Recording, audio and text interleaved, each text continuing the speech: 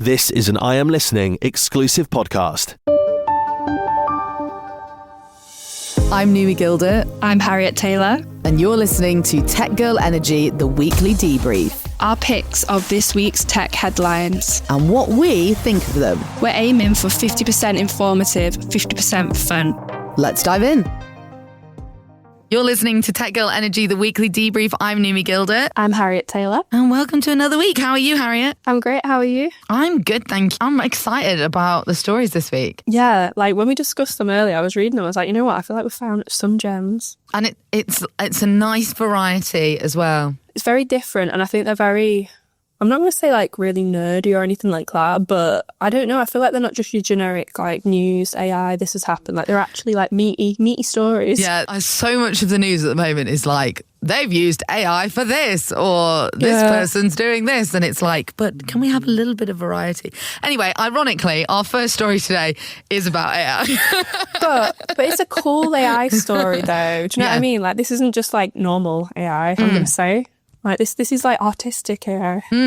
So the first story that we've got today is Sony tests AI-powered PlayStation characters. This is exciting. And so they're testing game characters that can hold conversations with players in a similar way to chatbots like ChatGPT. I think this is pretty cool. Yeah.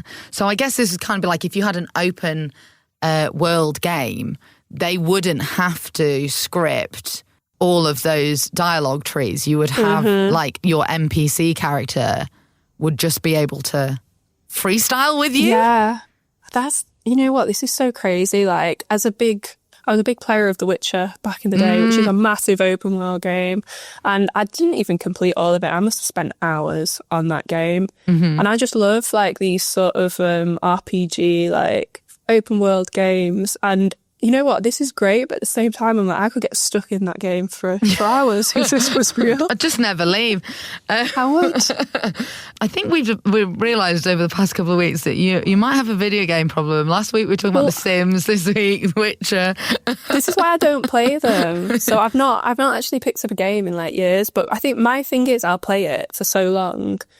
Well, not so long. I'll play it quite a lot in a short amount of time and then get bored of it, if that makes sense. And then I have to wait a few years and then I'll be like, oh my God, I'll do it again. Hype. Yeah. It'll last 2 months and that's it. Okay. So well, then maybe you'll be protected by the AI characters. I think it's really interesting. Yeah. The kind of story is interesting because Sony released a video and I think they've since taken the video down. Yeah. So it's definitely generated some conversation.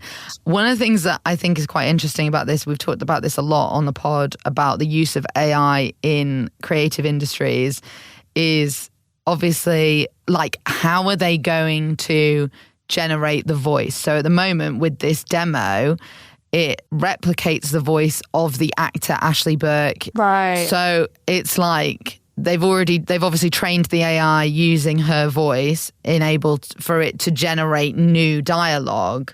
So I think there's going to be this kind of really interesting question of voice actors. Yeah, when you sign a voice actor to a project, it's like, will they have to agree for their voice to be used, indefinitely with this AI? People are going to lose money and jobs, aren't they? But I guess, would you be losing money if you're already being paid for... If you get royalties, I suppose, as long as you just don't sign over the use of your voice and then from then they train bots. Yeah. Because I guess, you maybe they would want you to perform the script for like the main storylines and then it's...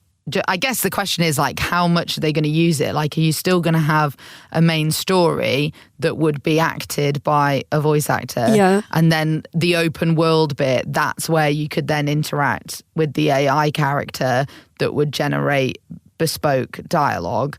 Or are they just going to be like, well, we'll just create everything from scratch? It's kind of interesting because I feel like it's really going to change maybe how people design these games. Yeah, I think it'll be really handy for smaller gaming companies as well that might not have the budget to do a very big production.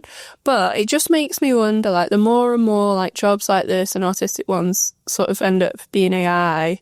Like, I know people probably in upper management are like, oh, we're saving loads of money, like even like coding and stuff like that. But then it probably gets to the point where it's like, are the managers even needed?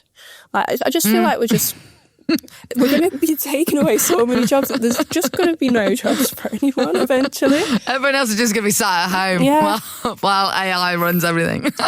So I do think like it's going to be interesting to see how they manage that and the split and how people will get paid for it, whether they will still use actors or whether they'll just get someone in for a week to just speak and then after that generate the voice from it for the rest of like the franchise. Like, There's a really interesting quote from the PlayStation boss Herman Hulst in an interview saying, "I suspect there'll be a dual demand in gaming, one for AI-driven innovative experiences and another for handcrafted, thoughtful content." So I kind of hope that they protect both. Mm-hmm.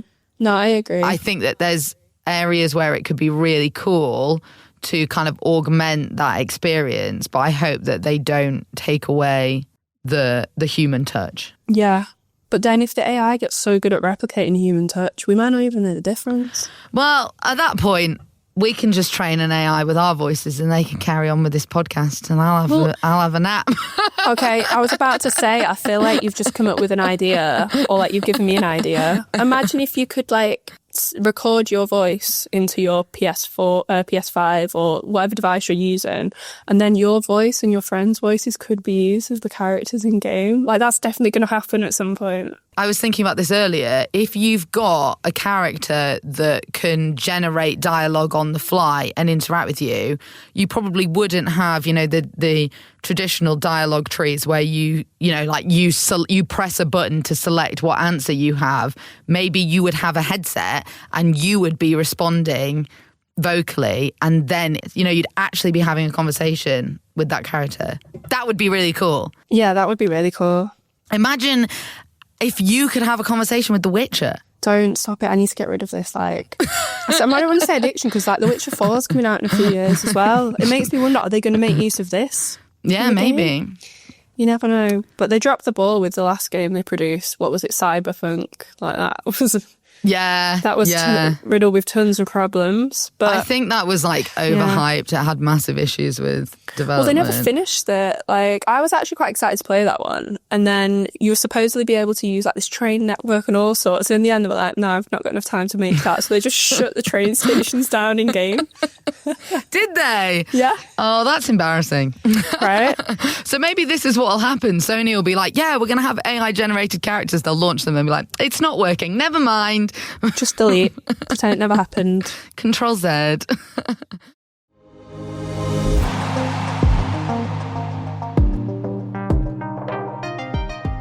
This is really interesting. So we've talked about kind of like the development of batteries and the race for progressing and improving batteries in widespread industry. And a paper's been released this week, From Pantyhose to Power Cells, Nylon Giving Lithium Batteries the Leg Up. So apparently there's been a breakthrough in the search for more powerful and lower cost lithium metal batteries by including nylon in the design. How do you even come up with that idea? Like, do you think it happened by accident? Someone's tights just got stuck in the machine. They're like, not again. And they're like, hang on a second. I mean, it's happened before. This is how we discovered penicillin, so why not? So it was the Future Energy Technology Institute at the King Abdulaziz City for Science and Technology in Saudi Arabia. They've been looking at stabilizing the interfaces of lithium metal batteries to improve performance, because it's quite widely known that lithium batteries are quite unstable. You can get degraded performance. They can also set on fire, which is obviously not ideal. And they found that using nylon additives, they could improve the lifespans, make them more efficient, and get fewer adverse reactions. It took me a second to process that and think about that, because I feel like it's such, again, like I said before, it's such a random thing to like come up with. But maybe at that point we're like, right, we're going to try whatever we can, or like maybe someone studied I don't know how the molecules are made and like, you know what, maybe this will help. Do you think this will help with electric cars then? Yeah, I think so. I mean, I think this is, one of those things where we might not see the impact straight away, but that potential, if it can improve performance, reduce... Less Teslas on fire. Exactly. Which is a priority for many people right now. Yeah. If you've got Tesla shares, I'm sorry. It must be a tough time. Someone in my work definitely has them, because we were discussing it yesterday, and one person was like, yeah, they were super inflated anyway, and the other guy was like, no, they'll bounce back soon. And I was like, yeah, you definitely got shares. Keep telling yourself that. Yeah. But yeah, so it sounds like it could even enhance sustainability as well. So I think this has the potential to be really helpful in electric cars, obviously, and other types of power investigations where we're trying to move away from fossil fuels and stuff like that. Yeah. Maybe as well with electric flight. We've seen a lot of development of that over the past few years, but batteries remain a kind of a limiting factor for that technology. So this could really help. The power of a tite. Honestly, like, I'm just sort of scanning through at the moment reading this because it's so interesting. So it's because insoluble molecules and they were overlooked originally, but then the studies found that they can be I can't even say these words, Naomi. Solubilized in lithium electrolytes and utilized as a macromet additive. You know what? The more I think about it, the more it makes sense, actually. Yeah. Because they can be like pretty strong nylon tights, like until they ladder, and then it just goes to... Also, I think it's quite interesting because isn't nylon like really dangerous when it's flammable? Yeah, I was also thinking that. So I think it's quite ironic that this very flammable material could help make lithium batteries set on fire less. Maybe that's because they've been made soluble. I guess in tights and stuff like that, they're in their sort of solid form, aren't they? Yeah, true. But yeah, you spray some hairspray on a pair of tights and get a lighter near that, and you're going up in flames. Not ideal. Put it near a battery, and now we're cooking. You're driving for the rest of your life.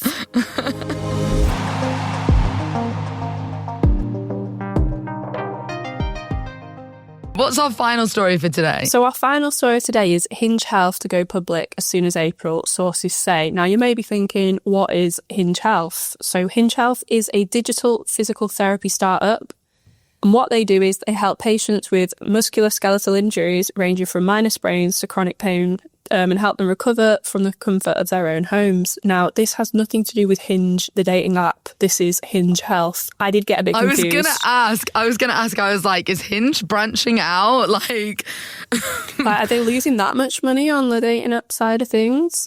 But they were like, let's spread out. Is Hinge Health going to be a dating app where you can find your gym buddy and love at the same time? No, completely different, unrelated. It's so interesting, and it's actually like annoying me because like we had a quick chat about this earlier, and my master's degree was it. Like if you click over to the link, if you listen to the podcast, you can see the type up of everything we talk about, and there is a link in there, and you'll be able to see an image of a stick man sort of superimposed on a person, and that sort of helps them decide, like, you know, how your joints, how they're moving, and how everything's sort of operating. And my master's degree used that along with sound to help stroke patients.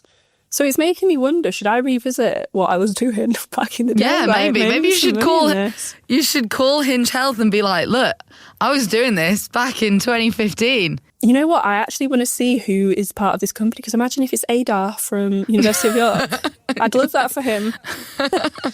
Sounds like this is obviously a great product. So yeah, I think it's looking like it's going to be in the States. It's a US company. Yeah. But I was thinking, if you brought it over here to the UK, the waitlisting for physio in the UK is obviously mad. There's such a large demand. You've got massive waiting lists.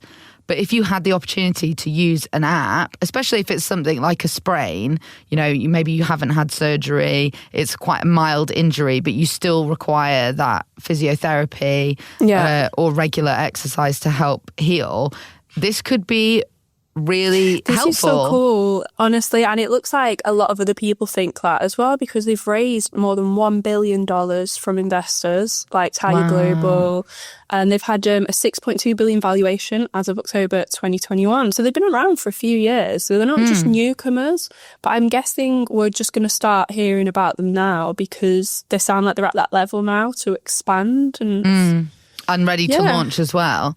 It started in 2014 by the CEO, Daniel Perez, and the executive chairman, Gabrielle Mecklenburg, after they were frustrated by their own experiences with physical rehabilitation.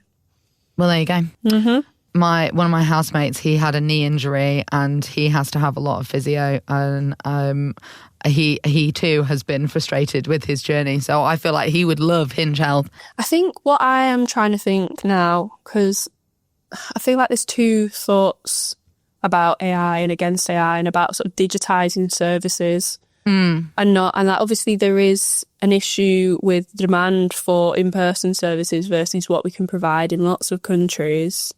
But my thought is like, you know, these apps are really useful, but if you have such bad movement, are you going to be able to use an app to rehab yourself? True. It is interesting, but I was going to say, like, maybe even this type of app in the hands of nurses as well will stop people having to go to, you know, physios that might be in shorter supply.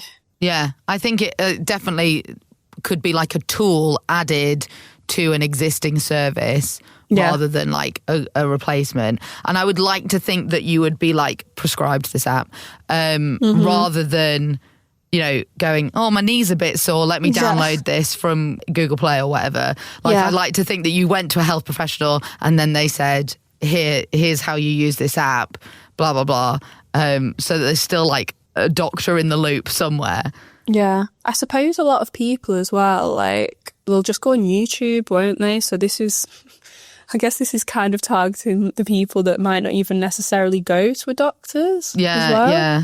Or like they could just ring up their doctor online and the doctor would be like, all right, yeah, use this app first. Like, I guess some people struggle with the face-to-face as well. I know I'm saying like people want the face-to-face, but other people just cannot. Like, they don't want that.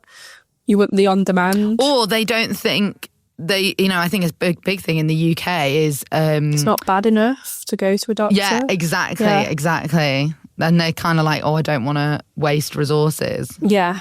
No, I agree. So it'll be interesting to see if it becomes available in the UK. Yeah.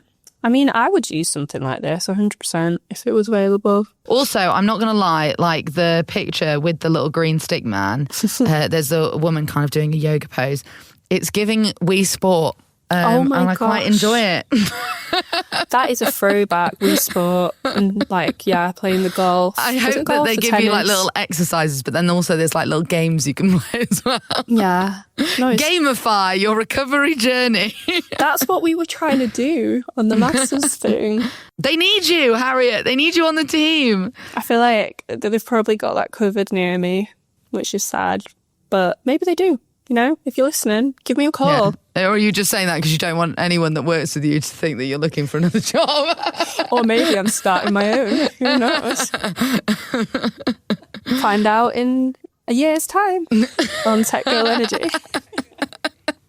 Thanks so much for listening to this week's episode. We'll be back next week. And if people want to find us on socials, where are we? You can find us on TikTok, Instagram, Threads. We're on YouTube Shorts and Facebook. And it's all Tech Girl Energy on all platforms. See you next week.